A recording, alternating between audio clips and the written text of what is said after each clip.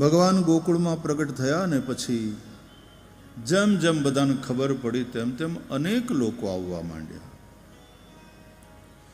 સાધુ સંતો આવ્યા ને ભગવાન શંકર પણ પછી તો દર્શન કરવા આવ્યા બાલકૃષ્ણ પ્રભુના.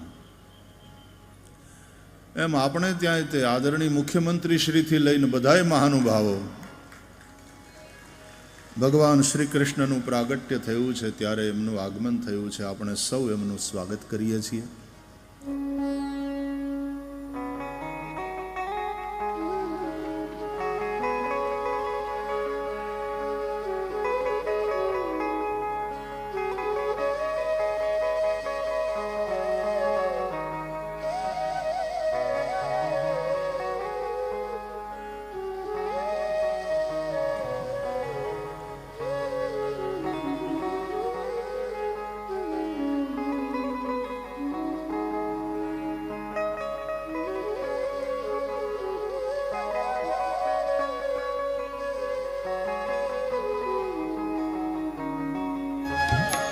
गोपाल राधा कृष्ण गोविंद गोविंद हे गोपाल राधा कृष्ण गोविंद गोविंद कृष्ण गोविंद गोविंद कृष्ण गोविंद गोविंद कृष्ण गोविंद गोविंद कृष्ण गोविंद गोविंद कृष्ण गोविंद गोविंद कृष्ण गोविंद गोविंद कृष्ण गोविंद गोविंद कृष्ण गोविंद गोविंद कृष्ण गोविंद गोविंद कृष्ण गोविंद गोविंद. એમ પછે ગામમાં ગોહિલવાડના પંથકમાં આજની ઘડી રળિયામણી છે. સંતો મહાપુરુષોના આપણે હામૈયા કર્યા છે. આદરણીય મુખ્યમંત્રી શ્રી અને રાજકીય મહાનુભાવો આદરણીય વિશ્વકર્માજી અને બધા જ મહાનુભાવોનું સ્વાગત કરીએ છીએ. આમ તો ભગવાન પ્રગટ્યા મથુરામાં પણ પછી ગોકુળમાં પધાર્યા ત્યારે ઉત્સવ થયો. ત્રણ જગ્યાએ ભગવાનની લીલા મુખ્ય રીતે આપણે સાંભળીએ છીએ, વાંચીએ છીએ. આમ તો આખા ભારત વર્ષની અંદર ખાસ કરીને ઉત્તરના ભાગમાં ભગવાન શ્રી કૃષ્ણ ઓખાથી લઈ આસામ સુધી પહોંચ્યા. પણ ત્રણ જગ્યાએ મુખ્ય રીતે ભગવાન શ્રી કૃષ્ણની લીલા થઈ. ગોકુળમાં, મથુરામાં અને દ્વારકામાં. મથુરામાં જ્યાં ભગવાન શ્રી કૃષ્ણનું પ્રાગટ્ય થયું, ગોકુળમાં, વ્રજમાં જ્યાં પ્રભુની બાલ લીલાઓ થઈ, અને પછી દ્વારકામાં એક ભારત વર્ષને આદર્શ શાસન વ્યવસ્થા અને ધર્મનું સંસ્થાપન થાય એ માટેનું અભિયાન ભગવાને દ્વારકામાં રહી અને સંપન્ન કર્યું. એની શરૂઆત તો વ્રજમાંથી જ થઈ હતી. મથુરામાં કંસને મારી અને એના ત્રાસમાંથી જનતાને મુક્ત કરી એ લીલાથી આ પ્રવૃત્તિ આગળ વધી. અને દ્વારકામાં જ્યારે ભગવાન રહ્યા એ સમયે આ પ્રવૃત્તિને સમગ્ર ભારત વર્ષના સ્તરે વિસ્તારી અને ધર્મનું સંસ્થાપન થાય એ માટેનો ભગવાને પુરુષાર્થ કર્યો. તો ગોકુળમાં ભગવાનની બાલ લીલાઓ થઈ. કૈશોર મથુરામાં અને યુવાવસ્થાથી લઈ અને જીવનના અંતિમ ભાગ સુધી ભગવાન દ્વારકામાં રહ્યા.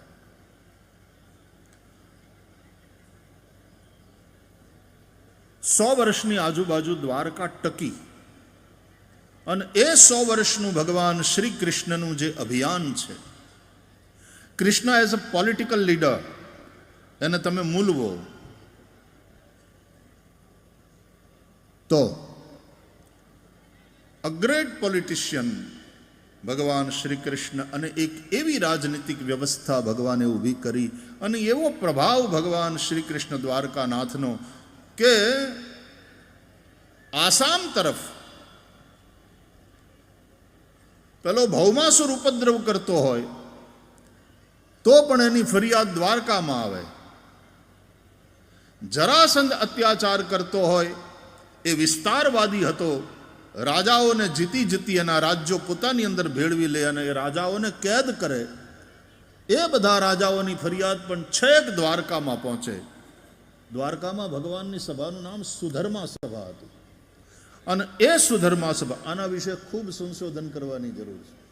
આ સુધર્મા સભા, સુધર્મા, ધર્મ જ નહીં, સુધર્મ, અને એ ધર્મ સંસ્થાપનાર્થાય સંભવામી યુગે યુગે, ભગવાનનું આ અવતાર કાર્ય છે. પરિત્રાણાય સાધુનામ વિનાશાય ચ દુષ્કૃતામ ધર્મ સંસ્થાપનાર્થાય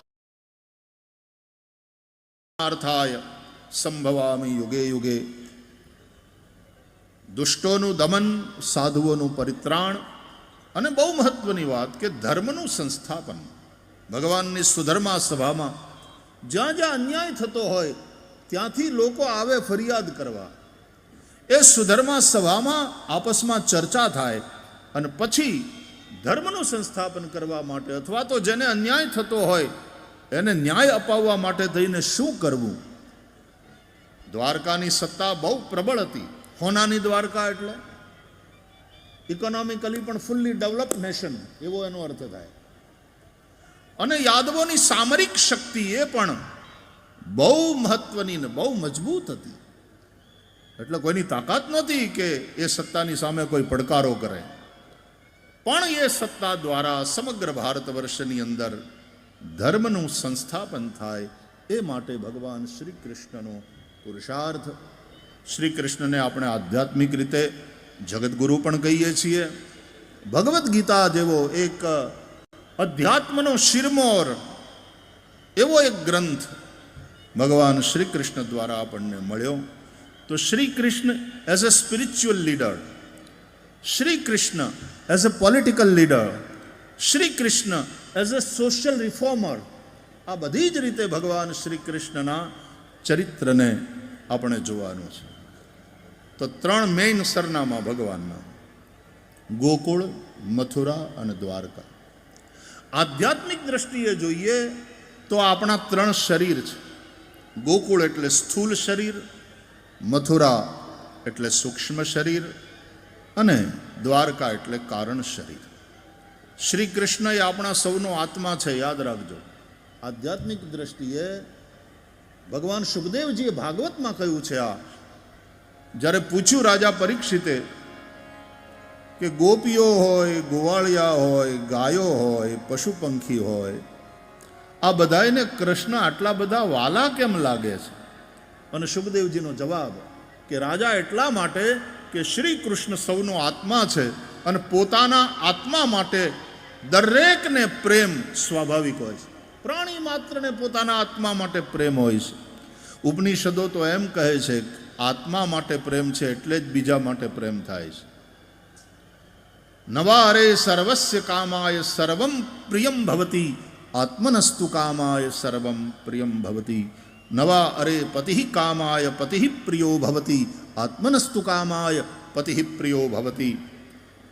જે પોતાના આત્માને પ્રેમ ન કરે ને આતંકવાદી થાય, એ મરે ને મારે.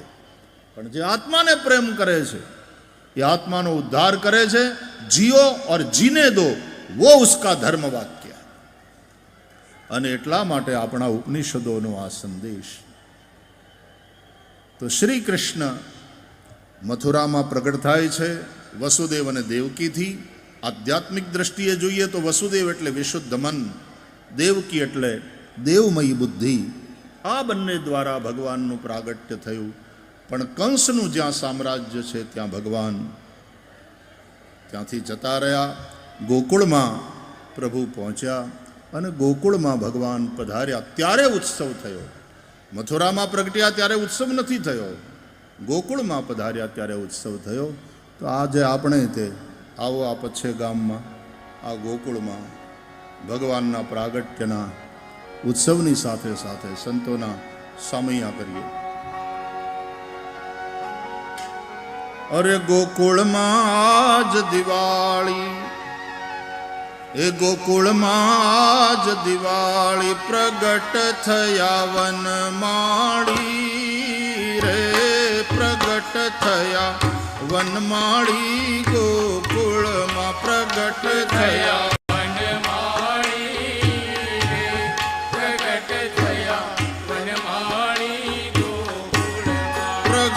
થયા વનમાળી રે, પ્રગટ થયા વનમાળી, ગોકુળમાં પ્રગટ થયા વનમાળી રે, પ્રગટ થયા વનમાળી, ગોકુળમાં. અરે ગોકુળમાં જ દિવાળી, ગોકુળમાં જ દિવાળી, અરે ગોકુળમાં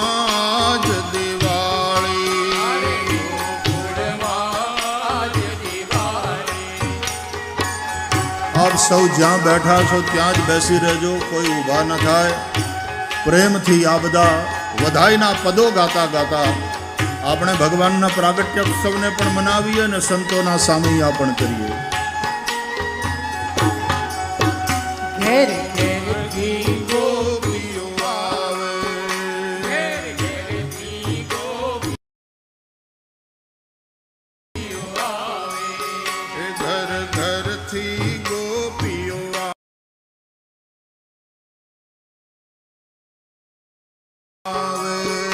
ઘેર ઘેરથી ગોપીઓ આવે,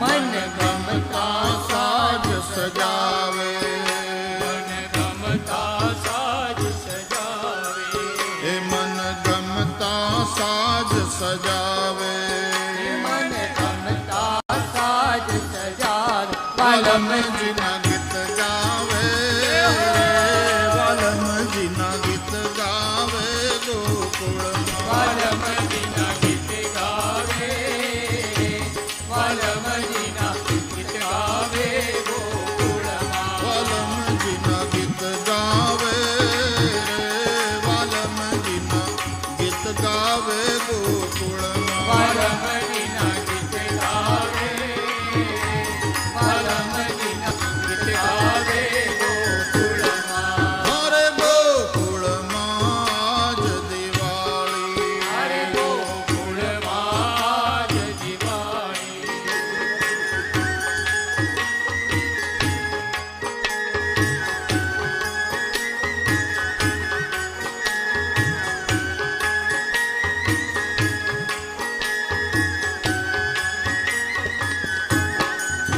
એ ગોવાળો નાચે કૂદે, ગોવાળો નાચે કૂદે, ગોવાળો નાચે ને કૂદે, ગોવાળો નાચે કૂદે, એના દિલનો હરખ ઉછાળે, એના દિલમાં હરખ ઉછાળે, નિરખવાને નંદલાલા રે, નિરખવાને નંદલાલા, ગોકુળમાં નિરખવાને નંદલાલા રે, નિરખવાને નંદલાલા, ગોકુળમાં. અરે ગોકુળમાં જ દિવાળી, અરે ગોકુળમાં આજ દિવાળી,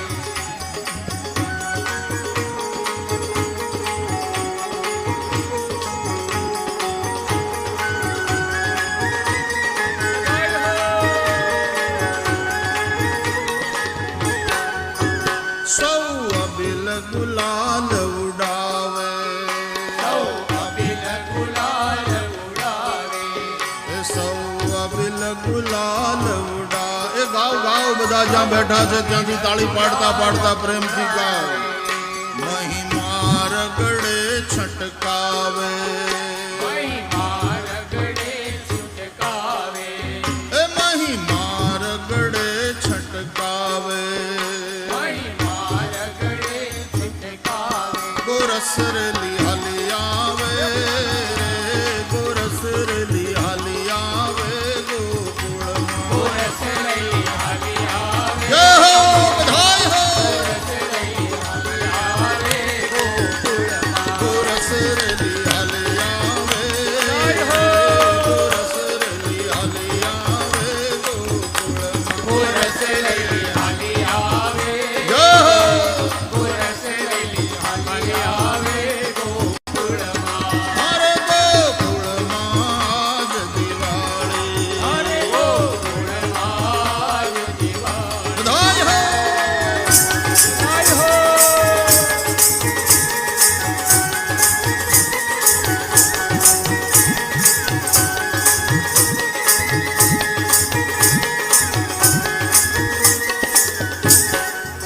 એ રાય નંદ તણા દરબારે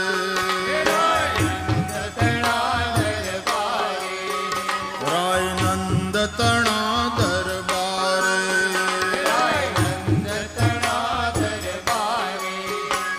અહીં ભીડ ભરાણી ભારે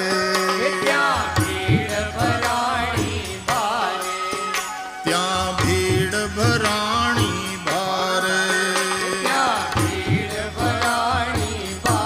ભુવનમાં જયકારે રે ભુવનમાં જયકારે ગોકુળમાં જય હો!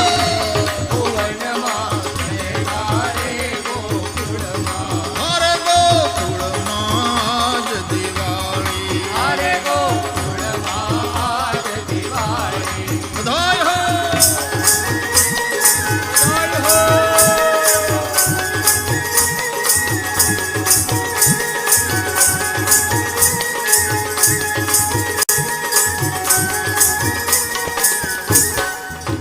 સૌ મોતી પુષ્પે વધાવે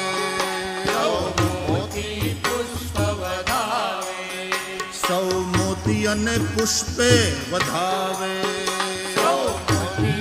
પુષ્પે વધાવે મા દેવકી આનંદ પામે દેવકી આનંદ પામે હે મા દેવકી આનંદ પામે દેવકી આનંદ પામે જશોદા ઘેર કાન આવે રે જશોદા ઘેર કાન આવે ગોકુળમાં યશોદા ઘેર કાનો આવે યશોદા ઘેર કાનો આવે ગોકુળમાં અરે ગોકુળમાં જ દિવાળી અરે ગોકુળમાં દિવાળી પ્રગટ થયા વનમાળી રે પ્રગટ થયા વનમાળી ગોકુળમાં પ્રગટ થયા વનમાળી પ્રગટ થયા વનમાળી ગોકુળમાં અરે ગોકુળમાં જ દિવાળી અરે ગોકુળમાં દિવાળી આજે વધામણા રે ગોકુળ ગામમાં આજે વધામણા રે જો હાલો હાલો જેમ હાથમ આઠમ મનાવો એ રીતે મનાવો ભગવાનના પ્રાગટ્યને આજે એમ સમજો કે જન્માષ્ટમી છે પચ્છે ગામમાં અને એનો મોટો મેળો છે એમાં તમે જેમ ગાવને રાહડા લ્યો એ રીતે એ આજે વધામણા રે ગોકુળ ગામમાં આજે વધામણા રે ગોકુળ ગામમાં હે જશોદાએ કાન કુંવર જાયા વધામણા રે ગોકુળ ગામમાં યશોદા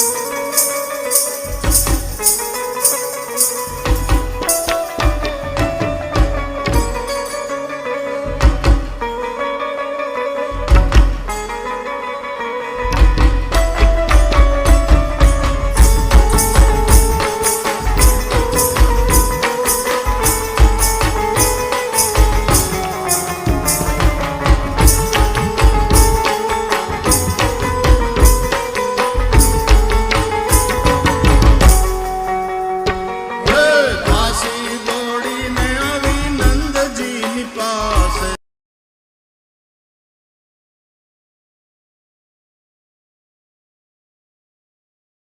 દાસી દોડીને આવી એ ભાવ ભાવ બધા ભાવ દાસી દોડીને આવી નંદજીની પાસે દાસી દોડીને આવી નંદજીની પાસે મંગળ સંદેશા સુણાવ્યા વધામણા રે ગોકુળ ગામમાં હે મંગળ સંદેશા સુણાવ્યા બ્રાહ્મણા રે ગોકુળ ગામ હે આજે વધામણા રે ગોકુળ ગામમાં આજે બ્રાહ્મણા રે ગોકુળ ગામ ઘર ઘરથી નીકળી વ્રજની ગોવાલણી ઘર ઘરથી નીકળી રજની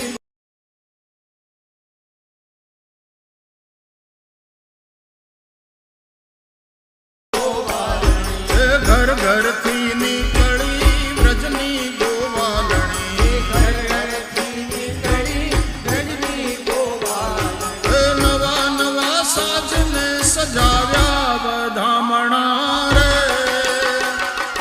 ગોકુળ ગામમાં નવા નવા સાજને સજાવ્યા બ્રાહ્મણા રે ગોકુળ ગામ આજે વધામણા રે ગોકુળ ગામમાં આજે બ્રાહ્મણા રે ગોકુળ ગામ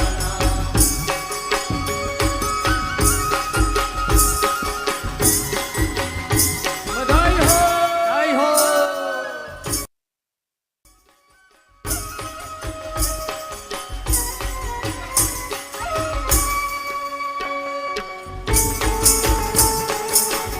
બધાય હો